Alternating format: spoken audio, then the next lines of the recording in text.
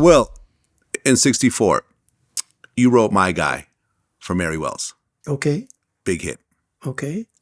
But then, as almost a response record, you wrote My Girl for the Temptations. Okay. Which became your biggest song ever. Okay.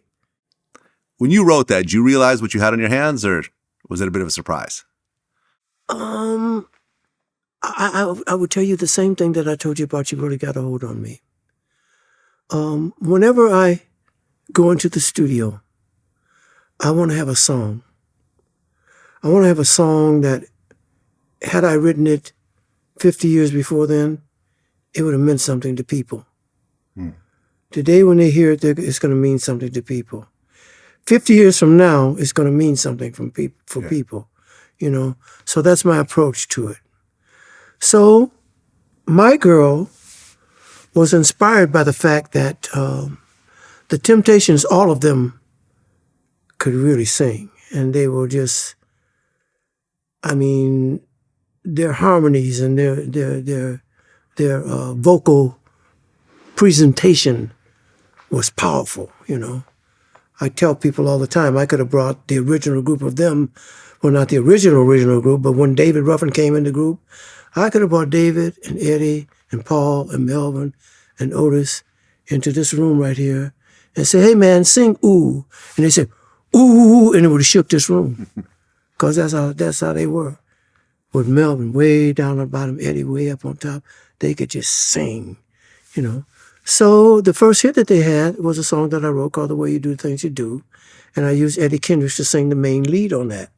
But I did it because the basics of the song is them singing in harmony with each other. God smiles so bright. And they're singing harmony with each other. And I figured, well, hey, this is, you know. So I used Eddie Kendricks to sing the basic lead on that song. And at Motown, every artist was always open to every producer and writer there. It was never a fact that if you had the last #1 record on this artist, you could automatically get the next record because you had the last #1 record. No. You had to beat out everybody who recorded some songs on that artist at that time in order to get that next record. So the guys at Motown, the producers and the writers, they jumped on Temptations bandwagon and they started using Eddie Kendricks for all the lead vocals. You know, Eddie Kendricks, girl, why you want to make me blue, all those songs? They used Eddie Kendricks for it. And shit, I knew that David Ruffin and Paul Williams were in that group, who were awesome singers. In fact, the first song I ever recorded on them, I had the first record that ever came out on them was a song called I Want a Love I Can See. And when they first came over, Paul was actually the basic lead singer, you know, and I used him to sing the lead on that song. But anyway, everybody jumped on the bandwagon, Eddie singing all lead. But I knew Paul and David were in that group. And David especially, David had that voice that I figured once people heard that sound, you know, and he had that rough baritone tenor voice, you know, and I figured if I can get him to sing something sweet, the girls would love it.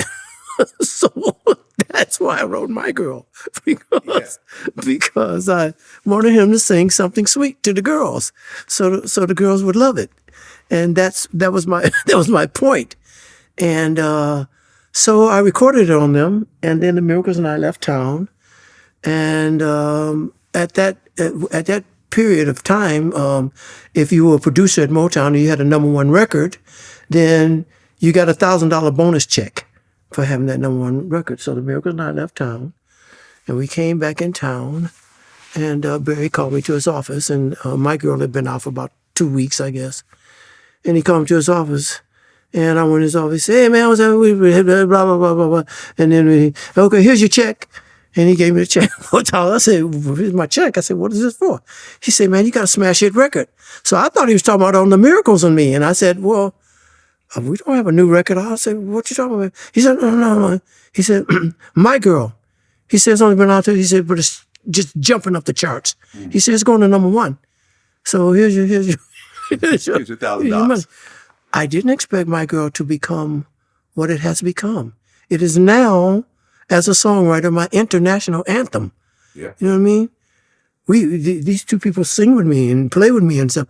And we go places, we sing My Girl, man, and as soon as they hear boom, boom, boom, boom, boom, they know what's happening. If we're in Italy and people don't even speak English, they know what's happening, man, and they all sing it. So Yeah. so it's like you really got a hold of it and went beyond my wildest dreams for it. Right. I mean, on Spotify, we're talking about, almost 60 years after it came out. It has 700 million streams on Spotify. Mm-hmm. Yeah. Way after the fact. There was no Yeah. Spotify back then. The fact that so many people came back and continue to listen to it. It's amazing, man. It is amazing. Yeah.